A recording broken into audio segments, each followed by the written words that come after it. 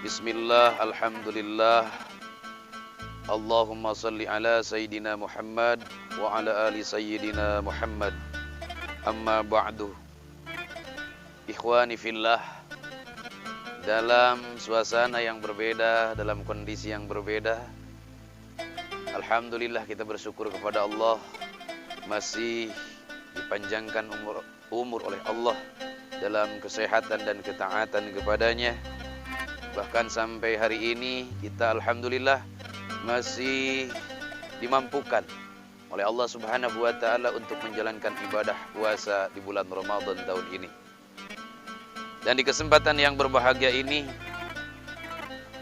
dalam suasana alam yang terbuka seperti ini, maka saya akan coba mengupas dan menjelaskan pahala dan fadilah daripada tarawih malam yang ke-17.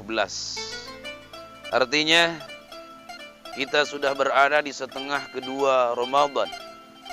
Maka oleh karena itu, ayo kita sama-sama semangat. Jangan tiba-tiba kita bersedih. Kenapa?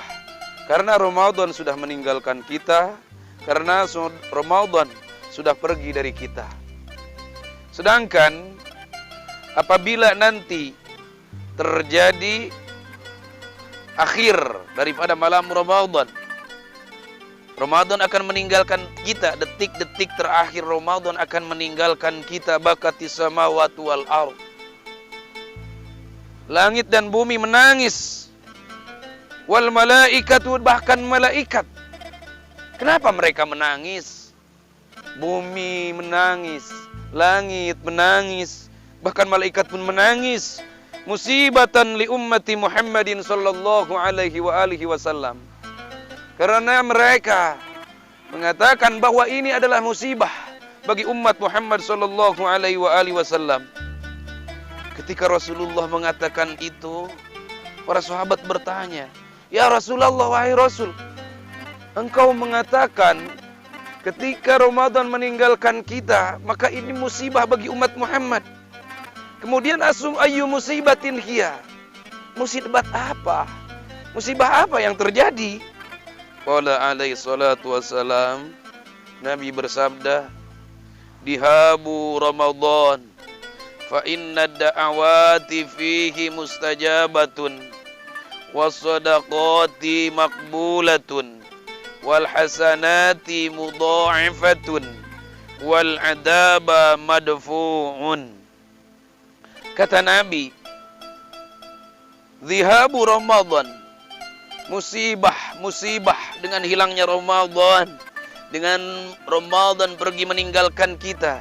Kenapa? Fa inna da'awati fihi mustajabatun. Karena sesungguhnya tiada doa yang kita panjatkan kepada Allah Subhanahu wa taala di bulan Ramadan mustajabatun, terkecuali doa tersebut dijabah oleh Allah Subhanahu wa taala. Bahkan Masya Allah, hampir setiap saat ada saat ijabah. Ketika kita berbuka saja. Jadi jangan ketika kita berbuka tuh fokus terhadap makanan, fokus terhadap TV dan sebagainya. Maka TV matikan, kemudian kita berdoa kepada Allah di saat-saat kita mau buka. Apa hajat kita panjatkan kepada Allah, baik itu hajat duniawi ataupun itu hajat ukhrawi, maka pada saat itu doa kita akan dijabah oleh Allah Subhanahu wa taala. Sembari kita membaca syahadat Ramadan, asyhadu an la ilaha illallah, astagfirullah, asyhadu an la ilaha illallah, astagfirullah, dan seterusnya sampai berbuka. Di situ kita panjatkan doa kita, apa yang kita minta, apa yang kita mohon kepada Allah Subhanahu wa taala. Diijabah kata Nabi, fa inna da'awati fihi mustajabatun. Tidak ada doa satupun di bulan Ramadan ini terkecuali semuanya diijabah oleh Allah. Was-sadaqati maqbulatun. Sedangkan sedekah-sedekah yang kita keluarkan, baik itu sedekah seperak, 2 perak kalau dalam uang, Masya Allah, semuanya makbulatun, tidak ada yang tertolak. Berbeda dengan bulan-bulan yang lain. Hadirin ikhwani fillah yang dimuliakan oleh Allah Subhanahu wa taala. Wal hasanati mudha'ifatun. Kebaikan-kebaikan kita Allah lipat gandakan. Sampai 70, sampai 700, sampai 1000. Bahkan sampai kita tidak mengetahui lagi nilai perlipat gandaan dari Allah Subhanahu wa taala untuk pahala kita. Wal azabu madfu'un, dan azab di bulan Ramadan ini madfu'un, ditolak oleh Allah Subhanahu wa taala. Bayangkan seandainya ada seorang muslim yang meninggal di bulan Ramadan, maka ketika bulan Ramadan free dia daripada azab kubur. Begitu juga orang-orang, arwah-arwah orang-orang tua kita, saudara-saudara kita yang telah mendahului kita, yang sekarang berada di alam kubur. Mereka pada saat ini sedang free, mendapatkan kebebasan dari Allah Subhanahu wa taala, yaitu bebas daripada azabnya kubur. Masya Allah, begitu indahnya dan begitu agungnya Ramadan. Maka Ramadan, Ramadan, ya Allah, jangan sampai ketika kita ingat, ketika kita sadar, Ramadan sudah pergi dari kita. Kenapa? Karena kita terlalu abai dengan waktu. Karena kita terlalu santai. Karena kita terlalu leha-leha sehingga kita lupa dengan waktu Ramadan ini. Hadirin yang dirahmati oleh Allah Subhanahu wa taala. Maka mari kita ingatkan, di antar malam adalah malam yang ke-17. Apa pahala orang yang mengerjakan sholat tarawih di malam yang ke-17? Wa fil lailati sabi'ata asyrata, kata Nabi. Barang siapa yang melaksanakan sholat sunat tarawih di malam yang ke-17, yu'ta misla sawabil anbiya. Dia akan diberikan oleh Allah Subhanahu wa taala misla sawabil anbiya, umpama pahala daripada para nabi. Semua pahala para nabi diberikan kepada dia, orang yang mengerjakan sholat tarawih di malam yang ke-17.